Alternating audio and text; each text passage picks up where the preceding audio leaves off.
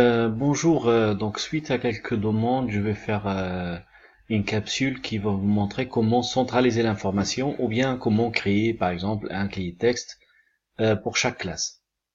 Donc bien sûr on tire plein d'avantages. D'abord c'est que l'information elle est sauvegardée. Deux, elle est centralisée, donc les élèves ne sont pas perdus sur plusieurs sites, documents. Ils savent bien que votre cahier de texte il y a tout les liens vers les documents et vers les vidéos, capsules, etc.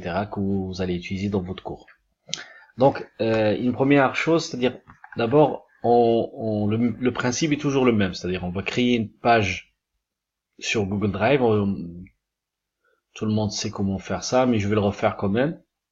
Et après, un simple tableau comme ça, que l'élève, quand il va, par exemple, seconde 4, ils vont cliquer ici, après les spémat, etc. Ils cliquent ici pour que ça renvoie vers leur page de texte, de cahier de texte. Donc chaque classe aura bien sûr un document spécifique.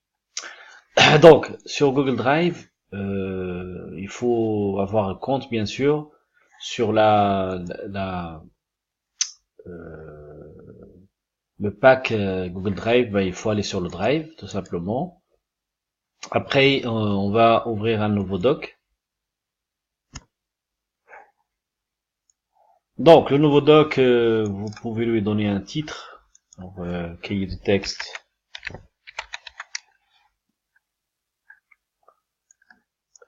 Cahier de texte.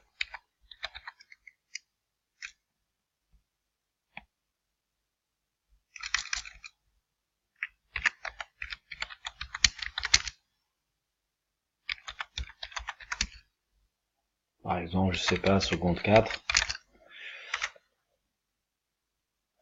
Et après, bon, on va dire séance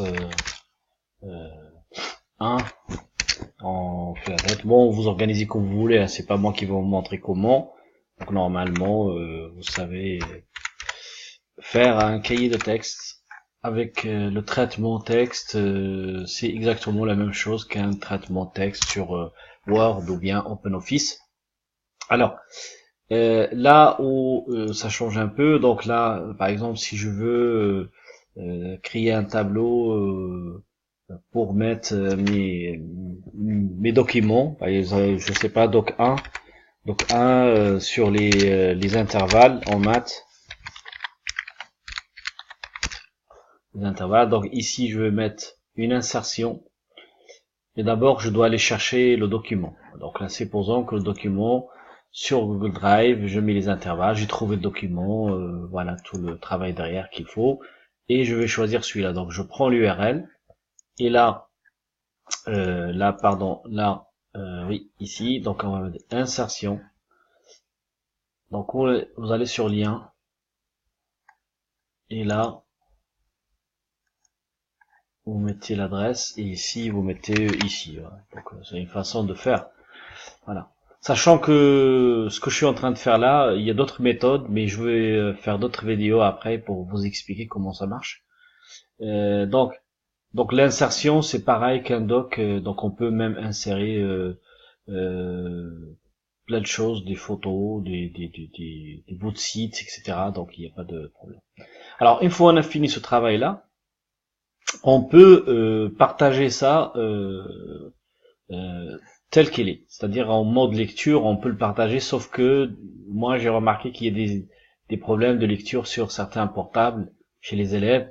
Donc le mieux c'est d'aller transformer ça en page web. Voilà, c'est plus adapté. Donc vous mettez fichier, etc. Vous descendez, publier sur le web, et donc là vous mettez publier comme ça, une publication. Donc c'est cette adresse-là que vous allez donner aux élèves. Il y aura une adresse dans l'année. On a dit que on donne la même adresse à tout le monde. Sur le cahier de texte ici, non, là, sur le site, voilà. Donc c'est la même adresse qu'on voit sur ce doc-là, hein, la même.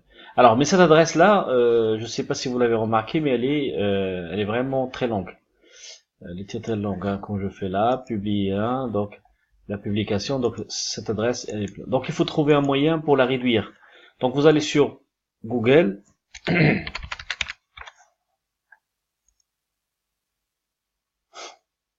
Après, vous cherchez, par exemple, réduire URL.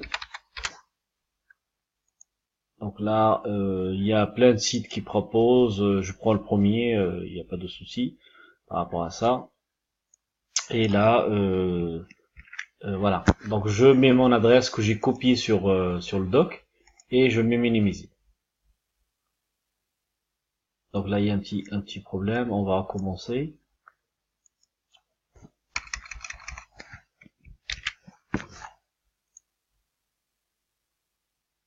Allez, cherche. Voilà. Et il nous donne cette petite adresse. Bon, celle-là, il est facile à retaper chez les élèves. Donc on fait copier-coller. Donc on va la tester. On va la tester là, par exemple. Tac. Voilà. Donc c'est l'adresse de votre doc ici. Donc par contre, si vous faites des modifications, il le dit, il faut attendre au moins 5 minutes pour le voir. Supposons que là je vais mettre un lien vers un site internet, maths éthique. Donc là je vais faire exactement pareil, je vais faire une insertion. Là je fais ici, donc il me faudra l'adresse. Supposons que l'adresse de maths éthique, je suis pas sûr, mais maths éthique.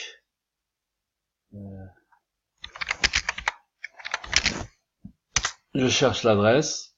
Tout ça c'est juste pour l'adresse, hein, donc il faut pas. Donc là mathétique c'est ça. On prend l'adresse. Tac tac. C'est juste un exemple pour vous montrer. Donc je suis là. Donc là je mets l'adresse en bas et ici je mets ici. Appliquer. Voilà. Donc là, si je vais directement, je crois pas que je vais voir tout de suite. Donc il faut attendre au moins 5 minutes pour voir apparaître les modifications. Un autre inconvénient, c'est qu'il y a publié par Google. Ça, vous pouvez pas l'enlever, mais bon, cette page-là, elle est facilement lisible sur des portables. Donc après, une fois vous avez créé bien sûr cette page avec l'adresse minimisée, derrière, les élèves, ils vont connaître seulement cette adresse-là. Ils vont venir là et selon leur classe, ils vont aller lire dans le cahier de texte. Donc à vous derrière aussi de gérer le cahier de texte de chaque classe. Voilà. Donc la prochaine vidéo, je vais essayer de parler à propos de Genially. Genially, c'est un logiciel qui est génial justement pour faire des choses comme ça. Voilà, n'hésitez pas à me poser des questions si jamais vous avez des problèmes. Merci, au revoir.